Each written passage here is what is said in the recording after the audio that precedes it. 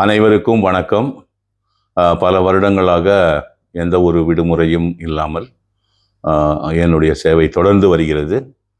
உங்களுக்காக ஞாயிற்றுக்கிழமை மற்றும் பண்டிகை காலங்கள் மற்றும் விடுமுறை எடுத்துக்கொண்டிருக்கிறேன். என்னுடைய ஒரு சில ஆராய்ச்சி பணிகள் நீண்ட காலமாக தடைப்பட்டு இருப்பதினால் நான் சிறிது ஓய்வு எடுத்துக்கொள்ள வேண்டும் நினைக்கிறேன். அந்த ஆராய்ச்சி பணிகளை நான் முடிக்க வேண்டும்.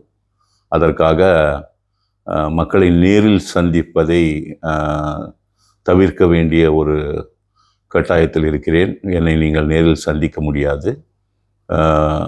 ஒரு சிறிய காலகட்டத்திற்கு நான் மக்களை நேரில் சந்திப்பதை தவிர்க்க வேண்டி இருக்கிறது. அதனால் நான் என்னுடைய ஆராய்ச்சி பணியை தொடர்வதற்காக ஒரு சிறிய ஓய்வு எடுத்துக்கொள்ள நினைக்கிறேன். ஜனவரி 1ஆம் தேதியிலிருந்து என்னை நேராக நீங்கள் பார்க்க முடியாது. டிசம்பர் 31ஆம் தேதியோடு என்னுடைய டைரக்ட் கன்சல்டேஷனை நான் முடித்துக்கொள்ள இருக்கிறேன்.